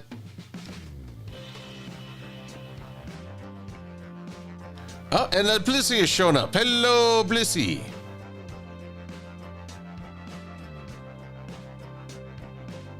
You're saying this is an arbor?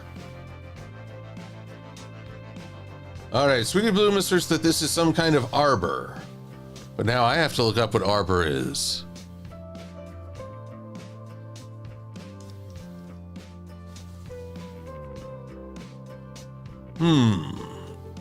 Interesting. Arbors look more like archways. What is an arbor? Well, a freestanding outdoor structure that is often used in gardens. Well, oddly enough, this looks more like not a garden, but farm work. There's carrots over there. There's, I'm going to say, corn stalks over there. I don't know. This thing, it straddles the meaning of multiple architectural achievements. It defies explanation. We have entered the Arbor Conspiracy.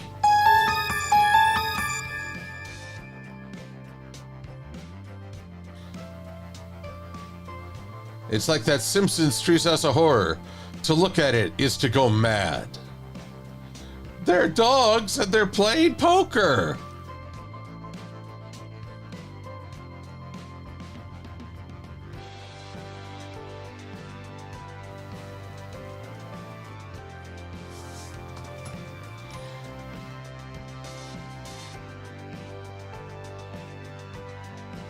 There we are.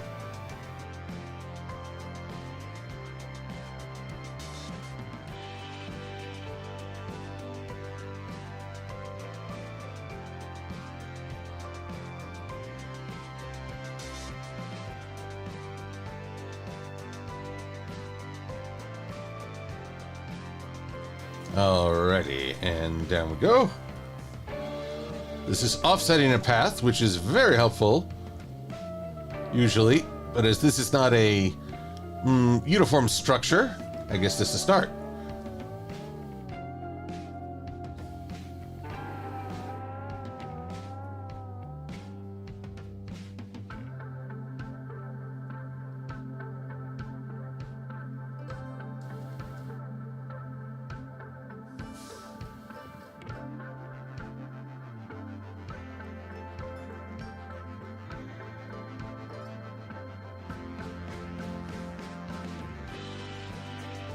There we go.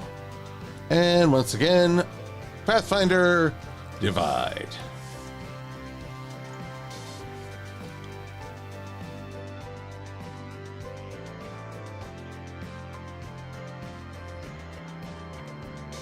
Okay.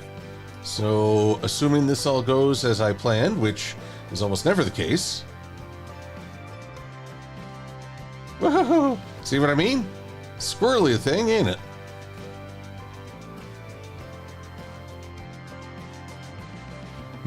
So what this tells me is that it's not perfectly symmetrical, which is part of the My Little Pony, I won't say brand, but at least the G4 style.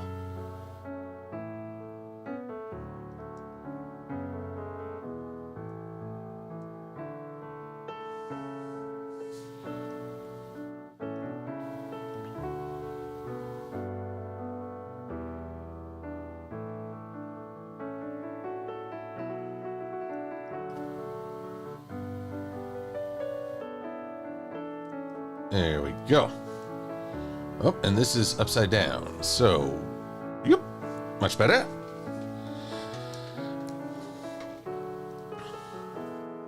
Squirrel! Says Lightning Bliss.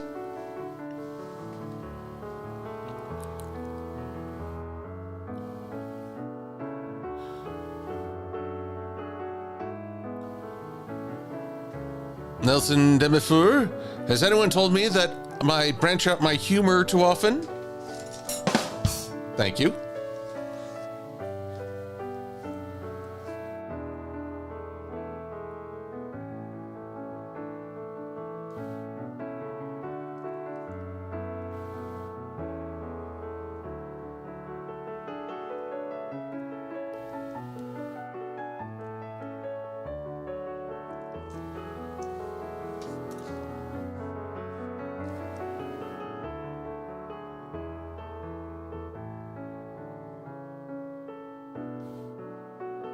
There we are. You know, suddenly I have a urge to rewatch Lightning Bliss's revenge videos, which are always a hoot. And then I ponder, yes, I ponder how I can get another revenge fantasy going with all the references. All of them.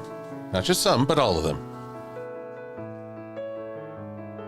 And Aura Moonlight, I'm glad you enjoy peaceful streams. I can't say I don't usually go for full-on crazy, if I can help it.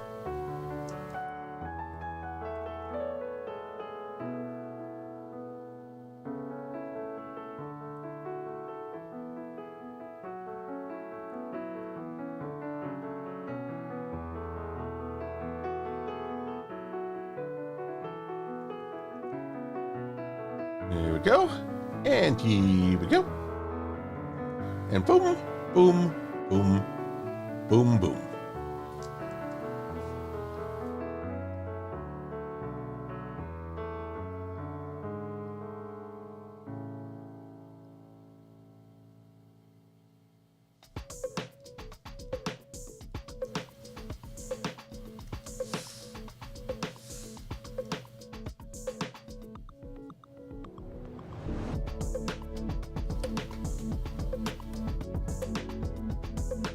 Here we are, coming along.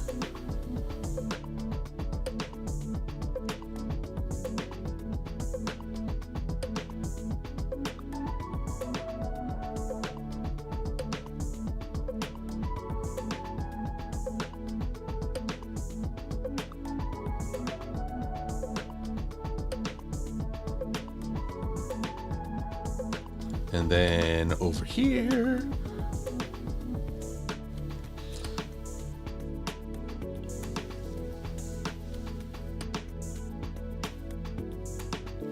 Let's see. Oh, well, one, I'm glad people are having, everyone's enjoying talking about different works they, what am I trying to say here? Everyone in the chat is commenting on works that they enjoy, be it from myself or Lightning Bliss, or, well, there's always My Little Pony. I don't know if you ever heard of the show. It's kind of a big deal.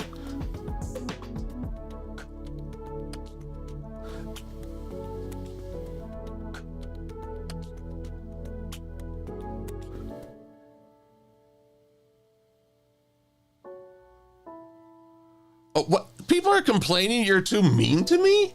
Do they not see the effort I put in to deserving it? That's just, I don't even know how to process that. My gosh, when comedic karma is under assault, then I know we have truly lost ourselves. I'm so sad. All right. What's this? Bliss has posted something. Ah, there you go. It wouldn't show the emoji on Restream.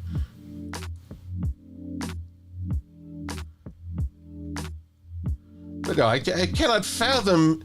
If people are saying Silver-Quill didn't deserve that, then clearly I'm not living up to my end of the bargain.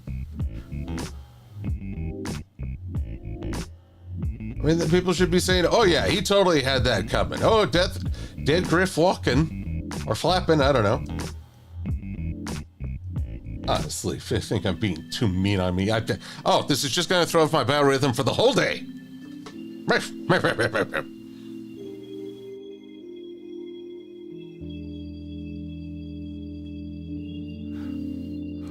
Oh, Blissy, you're too kind saying I don't deserve that, but no, come on, that's part of the fun. I mean, cartoon characters by default are meant to have the ever-living stuffing kicked out of them. It has been this way since the days of Bugs Bunny and continues forward into the days of, well, still Bugs Bunny sometimes.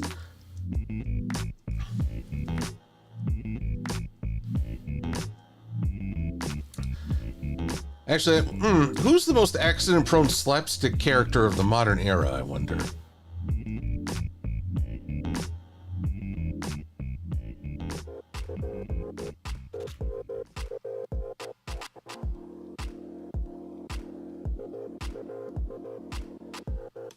I don't know, this modern era, I haven't seen a lot of slapstick out of this modern era. And now I definitely sound like an old man. Back in my day, a cartoon character needed a hospital every 5 minutes.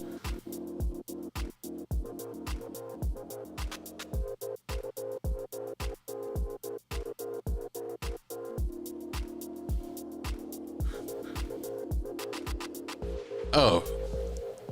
Aura Moonlight, you're wondering why people are talking about, okay. So there's this game, Warhammer 40K.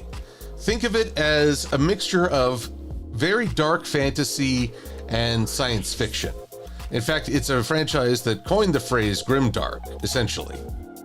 Fans really, it's supposed to be in the grim darkness of the future, but fans are lazy, so they left it at grimdark. Don't deny it, Warhammer fans, you could have used a full sentence and chose not to. So in it, there are 4, I think there's now 5 chaos gods. Each, oh dear, man, they even mentioned their names in a Spoonfalls. So one of them is the Lord of Fate and Change, Tzeentch, who doesn't really have a physical default form, just a whole lot of ever-shifting chaos.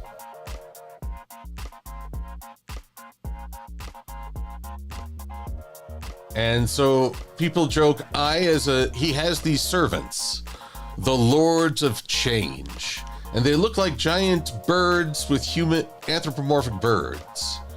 So naturally, I somewhat fit the bill. Oh, even that's a pun.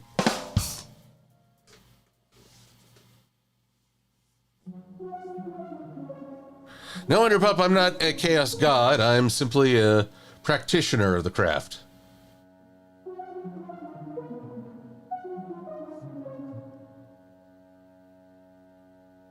Oh, this is interesting.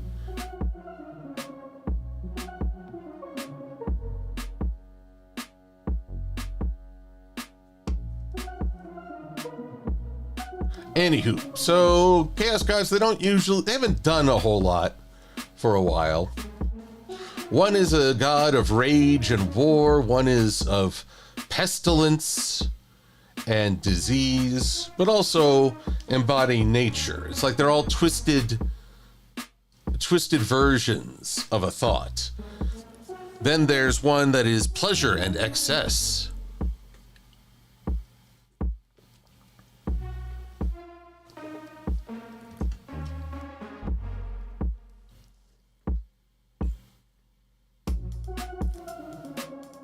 Well, Aura Moonlight, yes, the servants of the Lords of Change do look a bit like giant blue flamingos.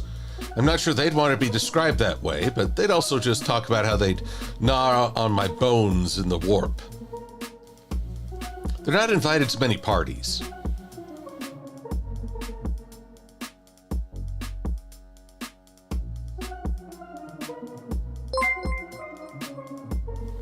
Oh, there it is. What I hope will be the final bombardment of the afternoon. You silly Billy, sweetie balloon. It's not silly.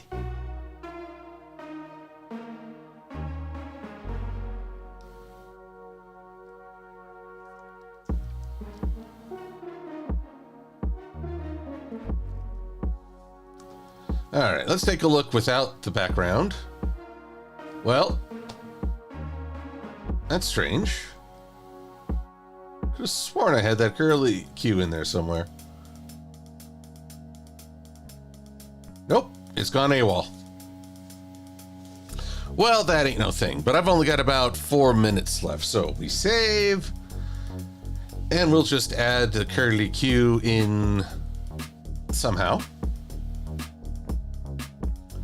Like this. And like this.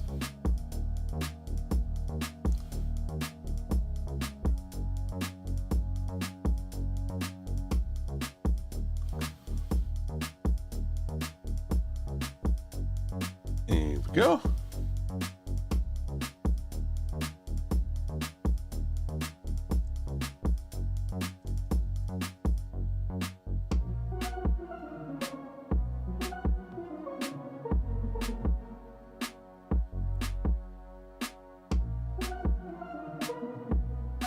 There we go. Now this swirl can take its rightful place alongside his brethren.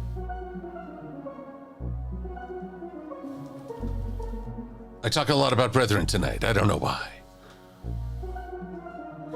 Because I'm Batman. All right.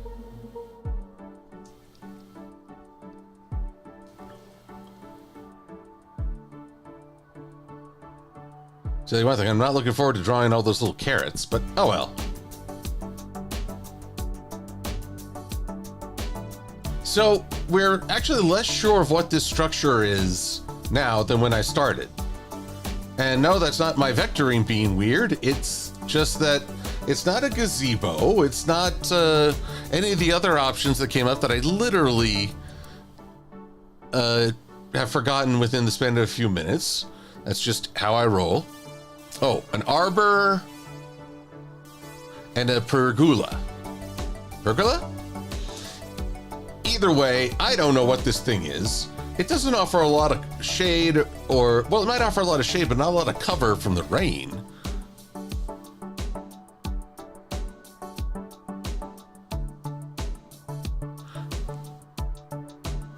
Well, Aura Moonlight, don't worry. Art is a process. You learn the tricks of the trade as you go. I was looking through old title cards and realizing, wow, I've come at least a little bit of a way since I started. And well, we'll just keep on rolling with this. So next time, more of the OC, probably more of the background, although I may yet just be working on the next big thing for videos. You never know with me. Here. Let us fade out this here music.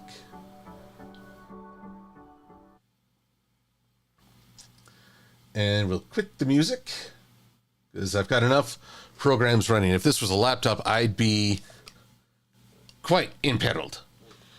Oh, canonically called a gazebo. Well, maybe the writers weren't sure what it was either. We'll just call it a gazebo. But it's my gazebo. Anywho, everyone, thank you for coming on this earlier time to behold me, not realizing I don't know anything architectural. But hopefully it's been a nice, easy go of it and fun. I shared some weird thoughts. I'm hoping I shared something insightful along the way, but who knows? In the meantime, I wish you all a wonderful weekend with friends, by yourselves, with family, whatever you do, as long as it renews your spirit. That's one of the most important things. So, until next time, be safe and be well. I'm Silver-Quill. Thanks for watching.